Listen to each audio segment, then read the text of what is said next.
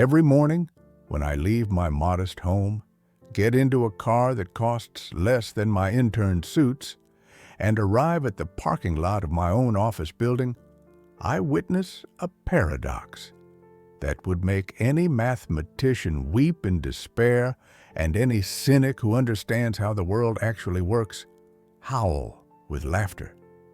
I walk past rows of gleaming metal, past brand new Porsches, the latest Tesla models, massive SUVs that look like they're ready to storm a desert rather than sit in city center traffic, and any passerby glancing through the fence would think, "Oh, there it is, the nest of success, that's where the winners live." But I look at this parade of vanity, and I don't see success. I don't see wealth. I see a cemetery. I see the walking dead who don't even suspect they have already died a financial death, and the only thing maintaining their appearance of life is the credit needle injected straight into the vein of their self-esteem. Do you think I'm exaggerating? Do you think this is the grumbling of an old man jealous of youth? Oh, how I wish I were wrong, but I have access to something you don't. I see their payroll, and I know that the guy who just parked a $100,000 car was asking for an advance yesterday because he has nothing to pay for his daughter's private school. This is not just irony. It is a tragedy of Shakespearean proportions played out against the backdrop of modern capitalism. And the most terrifying part of this play is that the actors sincerely believe they are kings, when in reality, they are jesters, dancing on the edge of an abyss. I see employees earning $200,000, $300,000, $500,000 a year, sums that 99% of people on the planet can only dream of, sums that should guarantee them absolute, unshakable freedom. But instead of freedom, I see panic-stricken terror in their eyes. Why? Because they have made the most fatal mistake a rational being can make. They have confused income with wealth. Do you think they are the same? It is the same difference as between the water in a river and the water in your stomach. One flows forever, the other you drink and soon find yourself thirsty again. They drink their river to the bottom every month, and when the 30th arrives, they stand on the dry bed, mouths open in a silent scream, praying for rain. You look at them and think, I want to be like them. But I look at them and think, how can someone be so smart in engineering and such an idiot in arithmetic? You think poverty is an empty wallet, holey shoes, or a lack of food in the fridge? No, that is a vulgar, outdated definition. In the 21st century, poverty has mutated. It has put on a mask of success. It smells of expensive perfume and wears Swiss watches. But inside, it is the same rotting emptiness. Poverty is not a state of a bank account. It is a state of mind. It is a virus that infects your operating system and forces you to make decisions that mathematically guarantee your defeat. I call these people financial zombies. They walk, they talk, they close deals, they look alive, but inside they are dead because they have no future. They have only an endless time-stretched present in which they are forced to run just to stay in place. You are probably thinking, but Charlie, if they earn so much, they can always stop and save. And here is where you fall into the trap of linear thinking. You fail to account for psychological gravity. They cannot stop. They are hostages of the image they created themselves. If that guy sells his Porsche tomorrow and buys a used Toyota, his circle will decide he's in trouble, that he's a loser, a washed-up pilot. And this fear, the fear of appearing poor, forces them to actually be poor. It's a brain-breaking paradox. They spend money they don't have to impress people they don't like, buying things they don't need, And in the process, they destroy the only asset that matters, their independence. They think they work for me, for Berkshire, for the shareholders. Nonsense. They work for the bank that gave them a mortgage on a 5-bedroom mansion for a family of 3. They work for the leasing company. They work for the brands that sold them this lifestyle. I am just the middleman who transfers money from clients' hands into the hands of their creditors. And I see how that money passes through them like water through sand, not staying for a single second. But what makes brilliant minds, people with degrees from Harvard and Stanford, behave like drunken sailors in a port? Can they not count? They can. They can calculate a rocket's flight trajectory or a complex financial derivative. But when it comes to their own wallets, their IQ drops to room temperature. Why? Because logic is not at play. Biology is. Ancient instincts are screaming at them, "Show that you are the leader. Show that you have resources." And they show it. They build Potemkin villages out of their lives, where the facade glitters with gold, but behind the facade are rats and mold. Do you think I despise them? No, I pity them, as a doctor pities a patient who continues to smoke through a tracheostomy. But my pity is mixed with rage, because I see how they squander potential. Every dollar they blow on this shiny trash is a soldier they could have hired into their army of freedom, but instead they send their soldiers to the slaughter for 5 minutes of applause. You think you're not like them? You sit there now and think, "Well, I don't buy a Porsche. I'm a rational person." Careful. Pride is the first step toward a fall. The virus of mental poverty doesn't choose based on income size. It attacks everyone. You can earn 50,000 or 5 million. The symptoms are the same, only the scale of destruction differs. I've seen people with million-dollar bonuses go bankrupt a year after being fired, and I've seen school teachers die millionaires. The difference is not in the inflow. The difference is in what happens in the black box between your ears.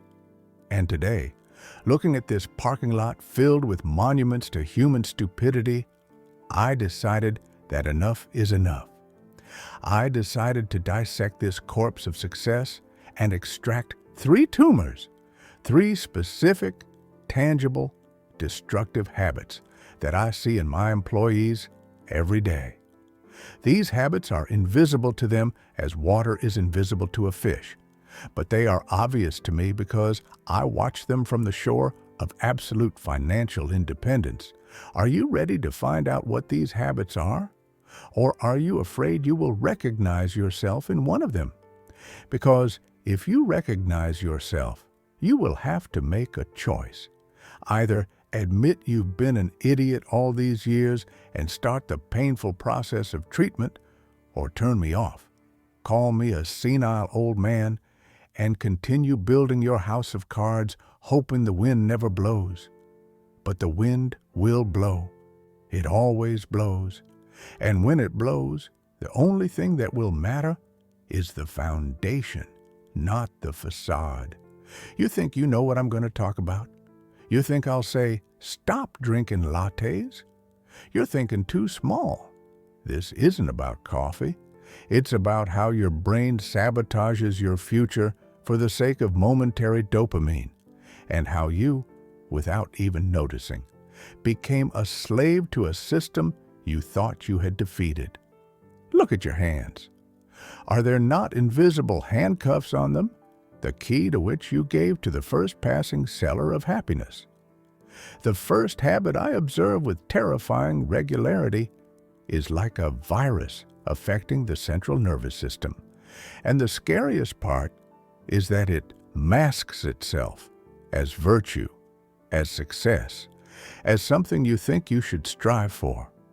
You probably think the world is driven by greed, that all these bankers, traders, and top managers wake up thinking, I want more money. But if you think that, you understand nothing about human nature. You're looking at the symptoms, not the disease.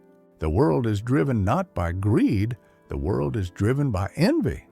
And this is the fundamental distinction that separates those who own capital from those who just hold it in their hands for a couple of seconds before passing it on. I see this every year on bonus payout day.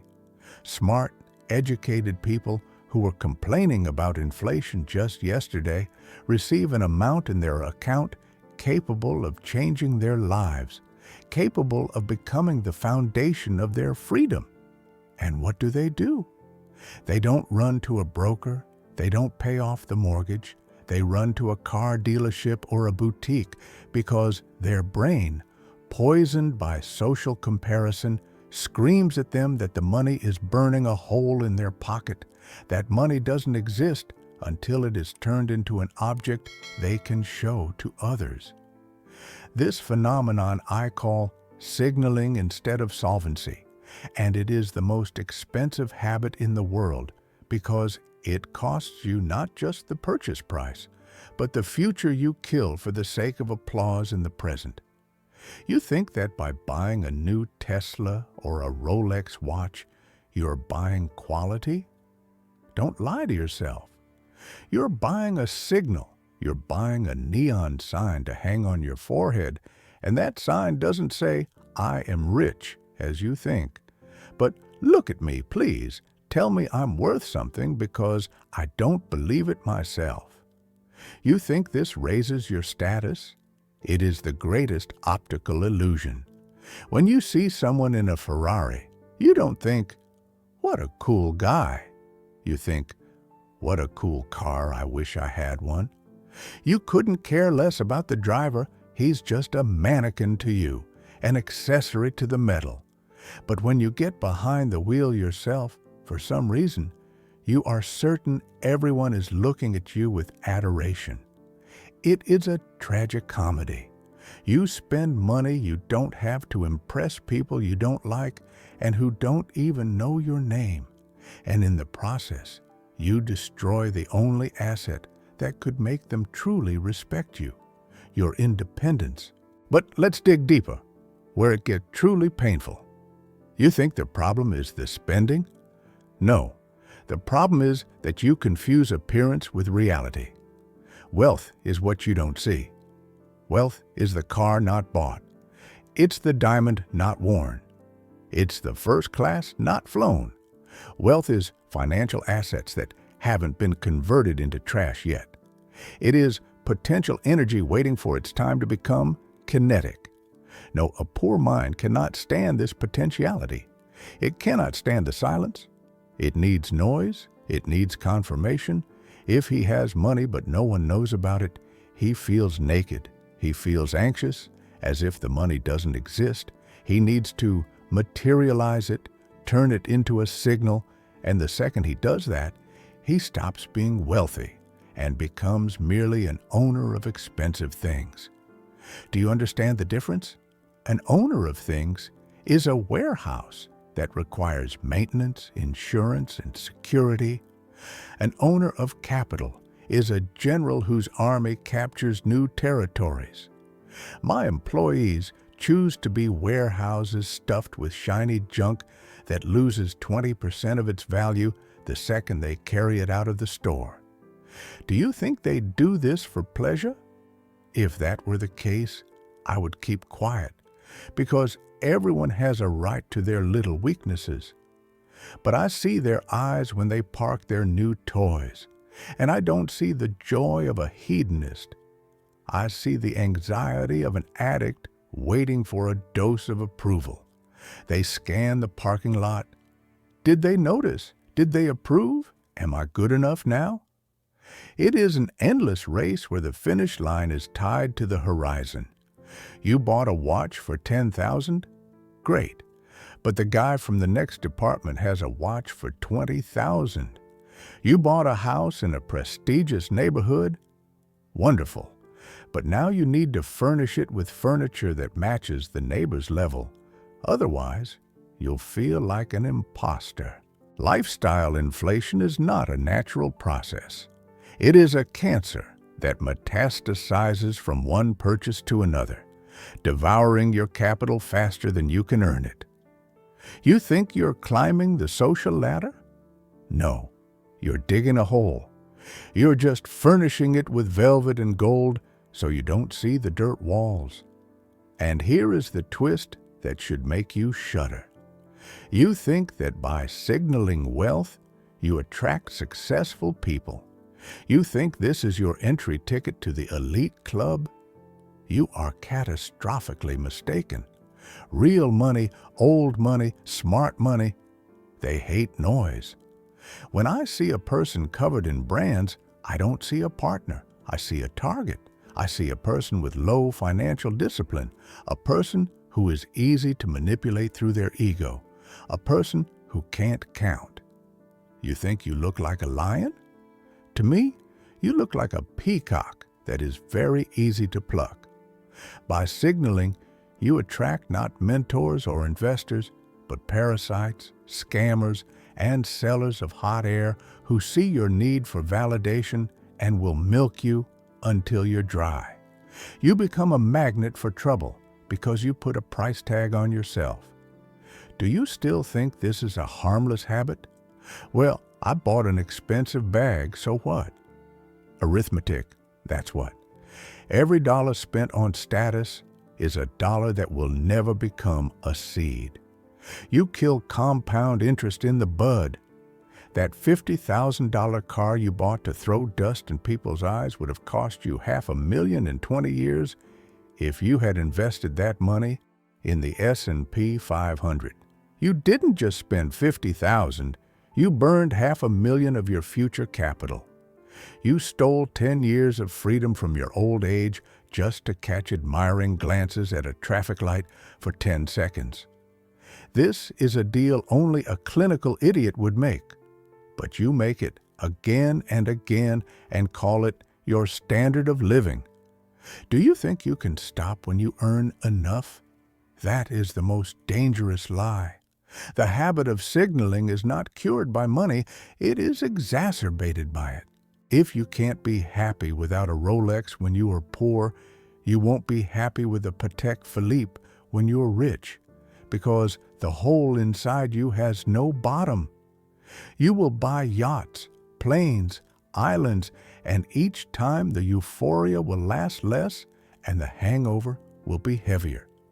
I've seen people who earned millions and died bankrupt because their ego ate more than their assets could produce. You think you're an exception? Statistics laugh at your self-importance. You are the rule. And until you learn to get pleasure from the numbers in your account rather than the things in your closet, you will remain poor even if you are swimming in gold. But here is the question that won't let you sleep tonight. If wealth is what is not seen, are you capable of enduring that invisibility? Are you capable of being wealthy while looking ordinary? Are you capable of driving an old car knowing you could buy the whole dealership? Are you capable of sitting in a meeting in a simple shirt while the interns flaunt $3,000 suits and feeling not shame, but the quiet, powerful superiority of a predator that needs no camouflage? Most of you will answer yes, but that's a lie. Your ego will scream, it will rebel, it will demand its dose of recognition. And at that very moment, when your hand reaches for the credit card to buy another useless thing, you will lose the battle for your life. You will become another exhibit in my museum of human stupidity, a high-salary employee with zero net worth who will work for me until his last breath, because he is too busy trying to look rich instead of being rich. Are you ready to admit you are one of them? Or will you continue to play in this theater of shadows until the curtain falls on your head? The second habit kills even the smartest. It mows down the ranks of my employees with the efficiency of a machine gun. And the scariest part is that you consider it your advantage, your life's creed, your philosophy, when in reality, it is a mental poison that paralyzes your future. I know what you're thinking right now. I can literally hear that indignant voice in your head screaming, "But Charlie, you only live once. We don't know what tomorrow will bring. You have to live in the here and now. Take everything from life while we're young." You think this is wisdom? You think this is a manifesto of freedom? It's a lie.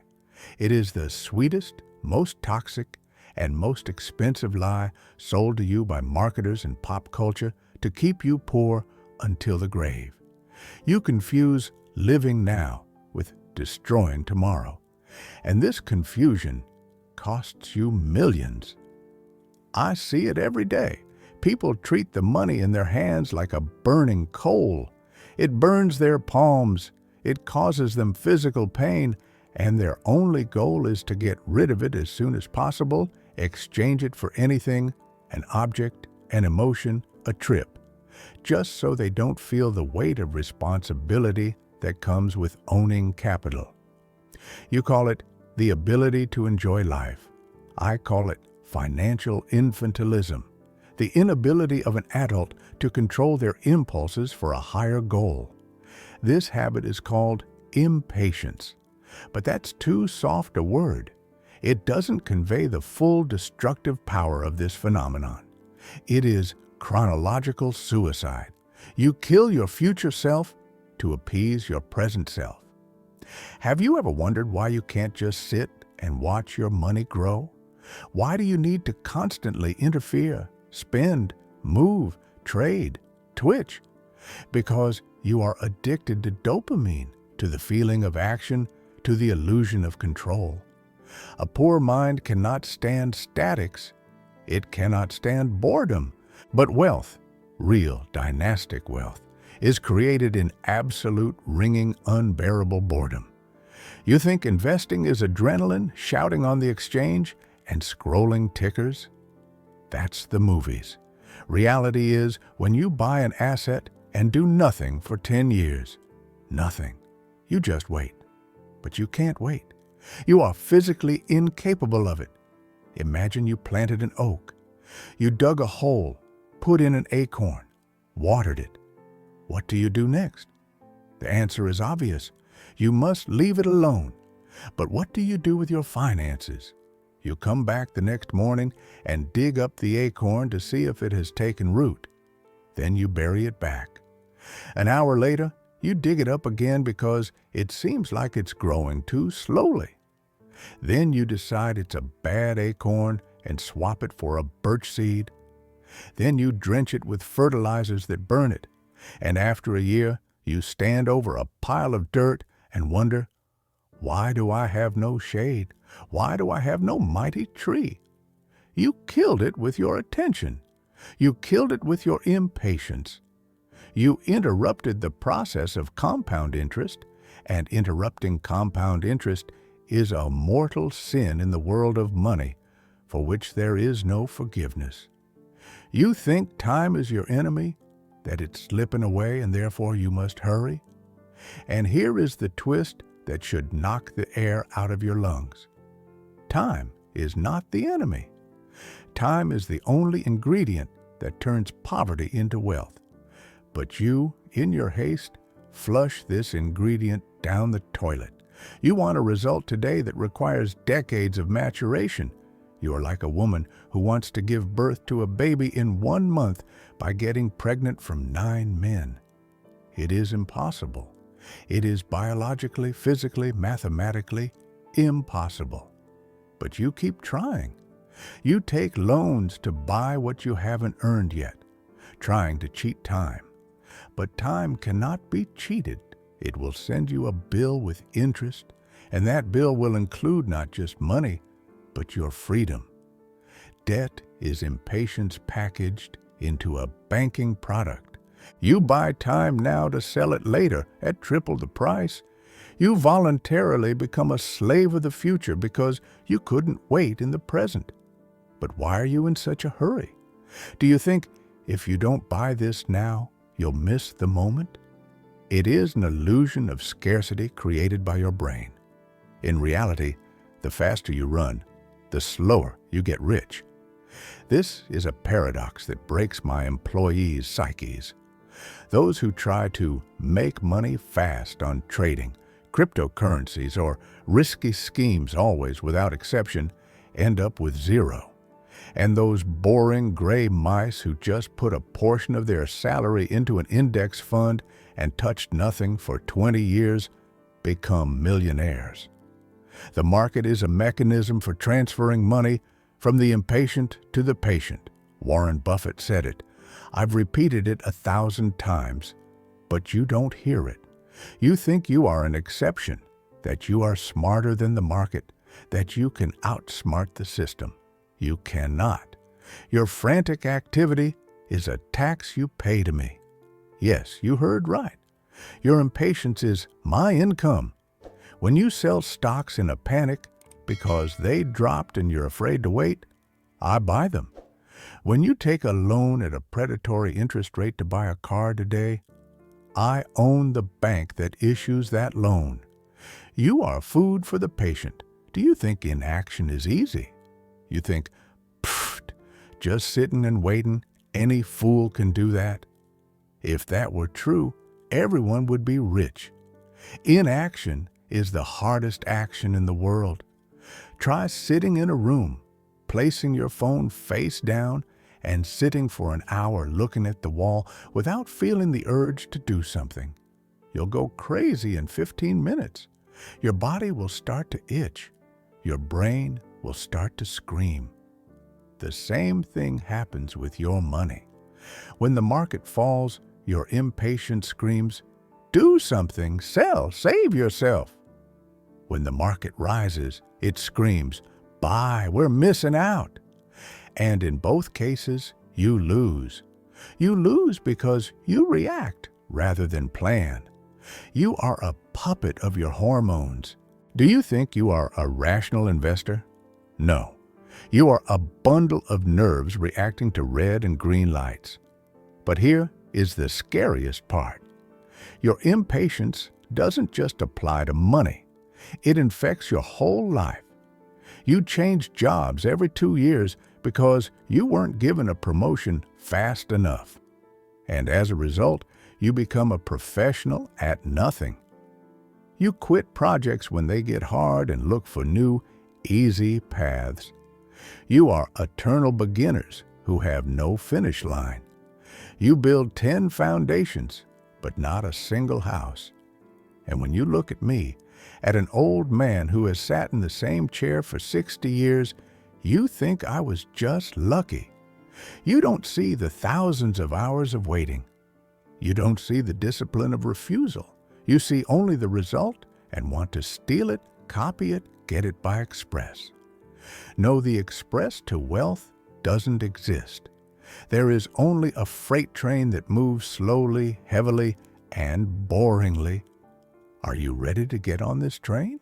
Are you ready to admit that your thirst for speed is your main weakness? Are you ready to kill the child inside you who stomps his foot and screams, "I want it now"? Because if you don't kill that child, he will kill your future. He will eat through your pension. He will leave you destitute on the doorstep of old age with a pile of memories of a bright life, but without a penny in your pocket to buy medicine. The choice is yours.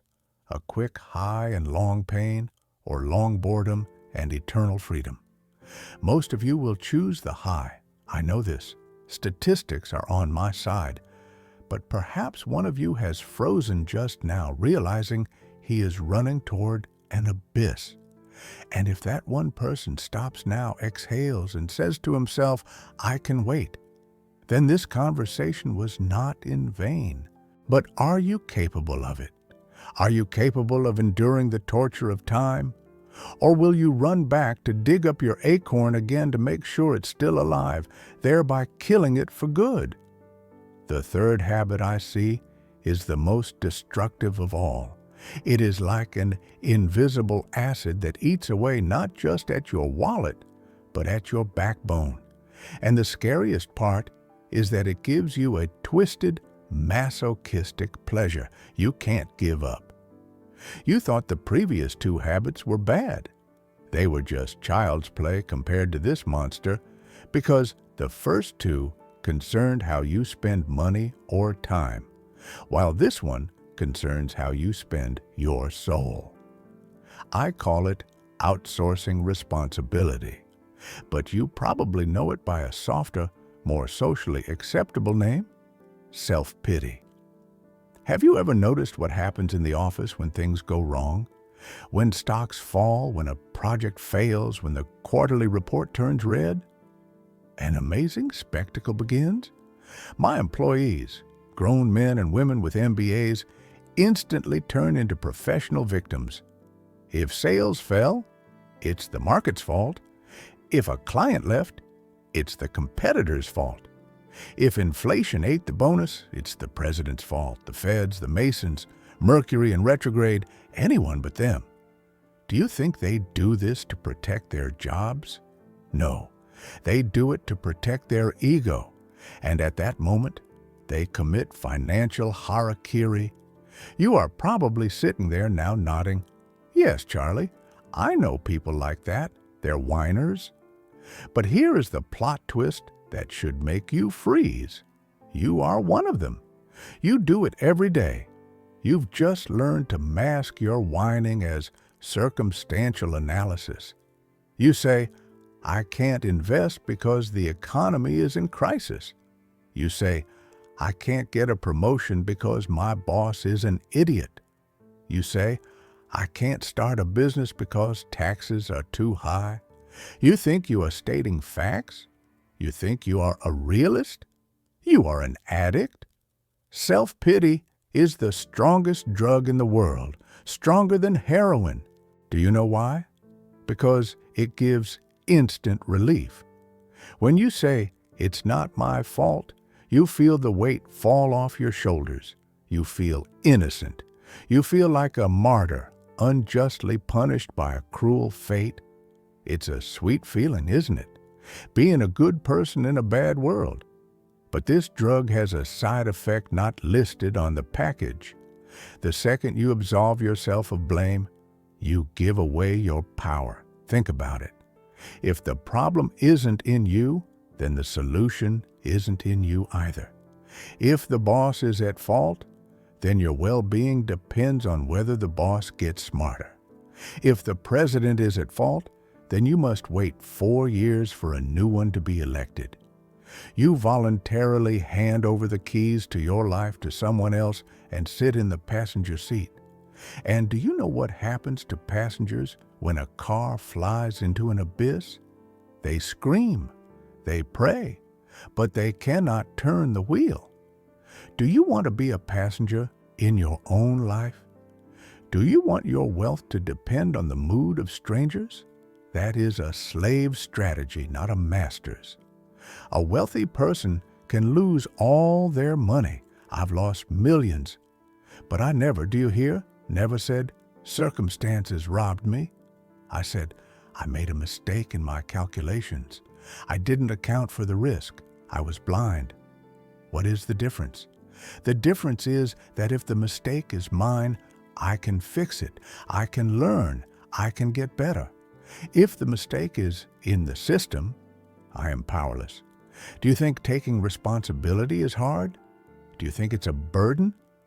This is another illusion, a flip side that confuses you. In reality, responsibility is the only form of freedom. When you say, "I messed up," you declare to the universe, "I am in charge here."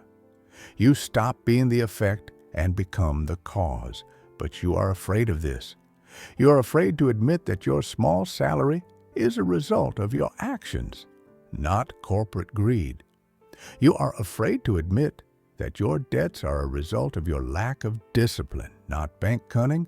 Why are you afraid?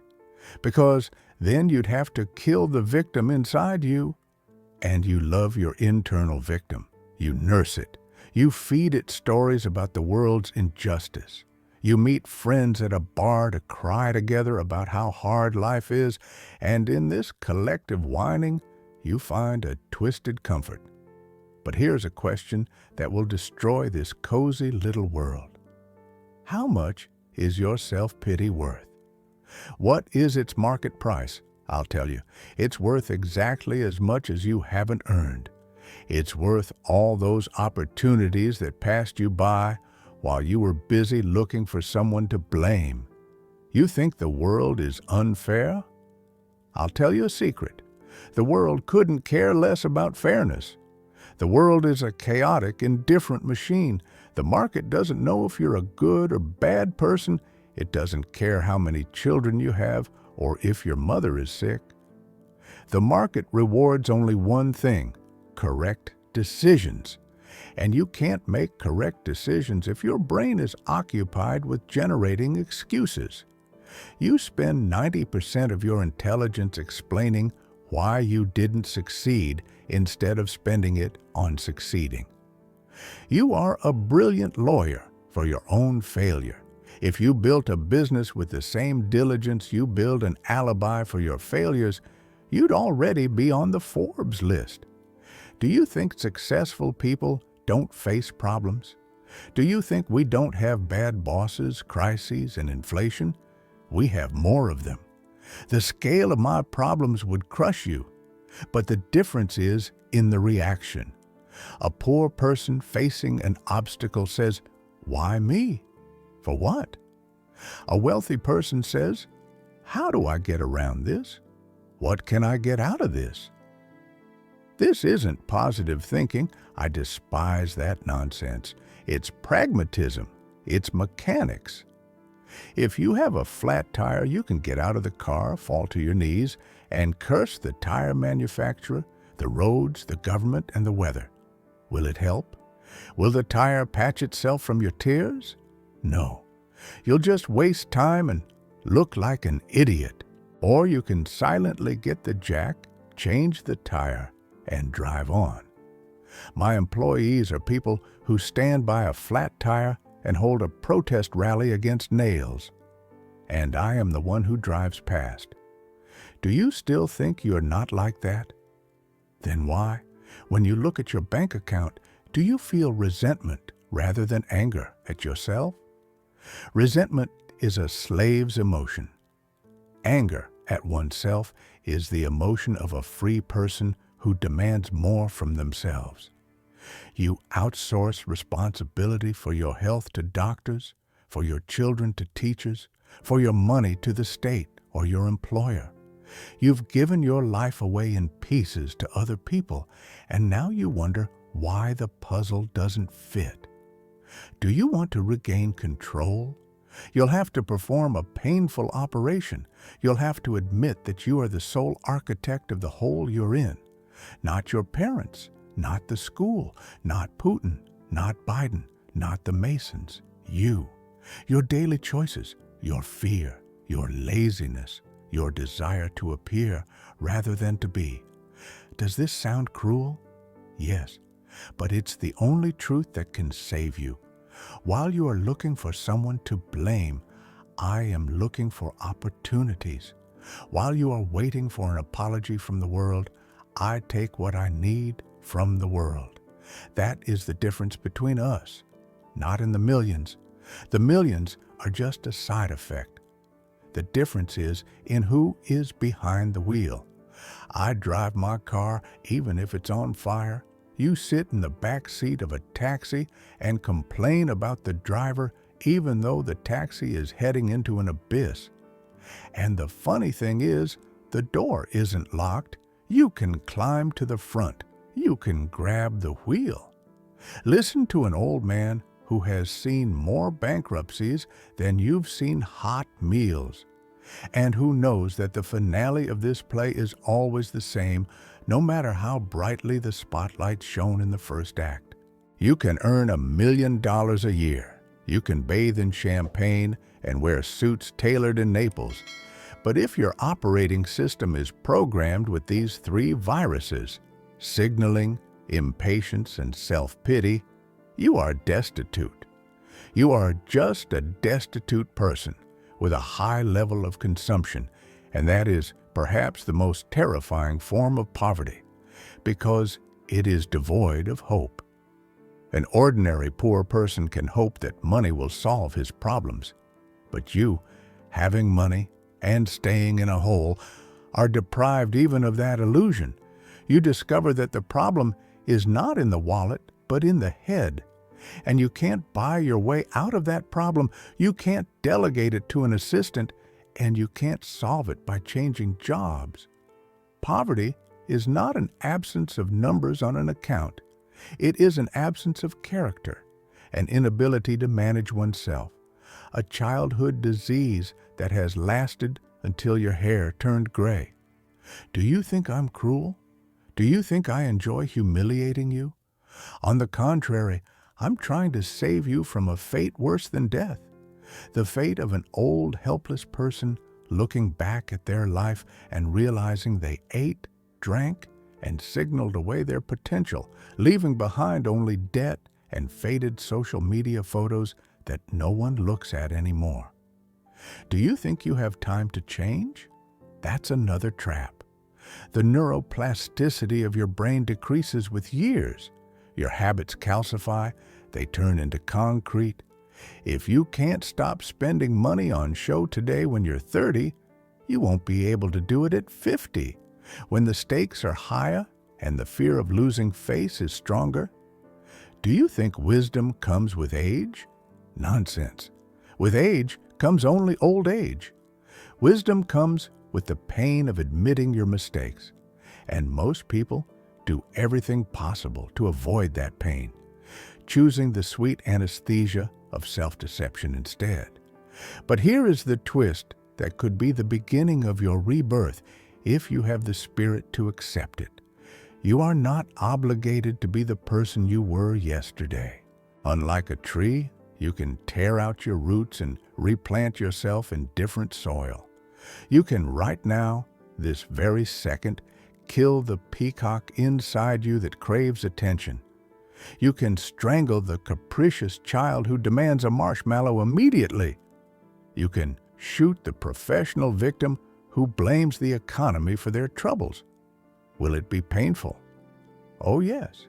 It will feel like an amputation of a part of your personality, because these habits have become your second nature.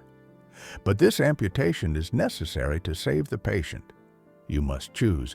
Do you want to be right, or do you want to be rich? Do you want to look successful, or do you want to be free? You can't have both. They are mutually exclusive concepts at the beginning of the journey.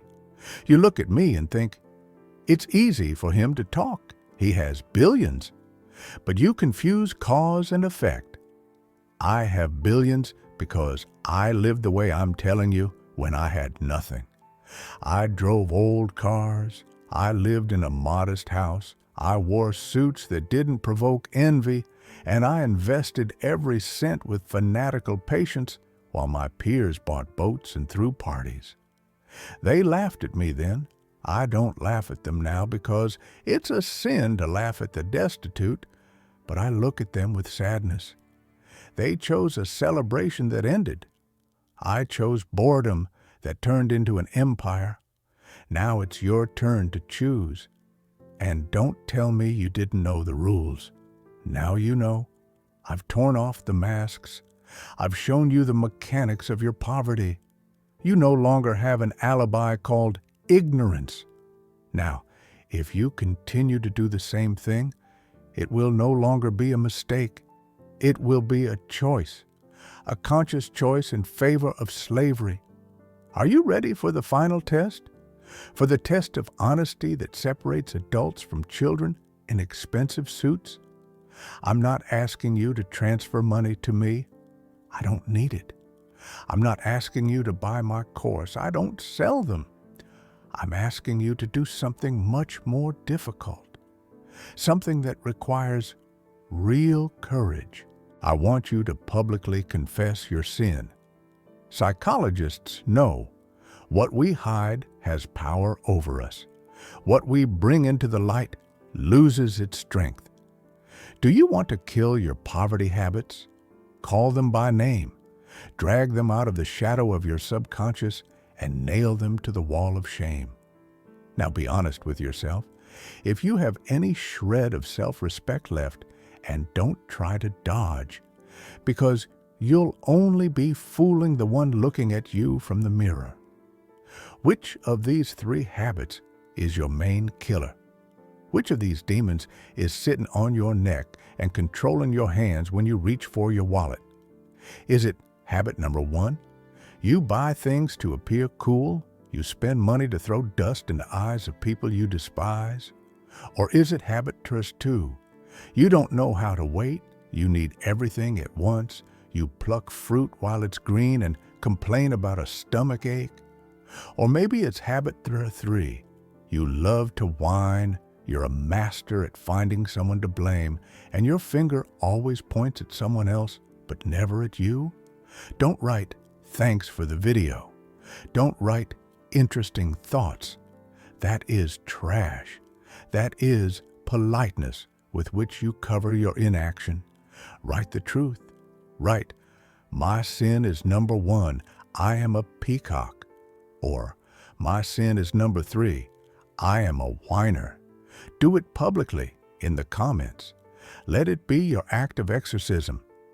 Let's see how many people here are ready to take off the mask of success and show their scars to start healing them. And how many are cowards who will stay silent, pretend this video isn't about them, and go on polishing their golden handcuffs.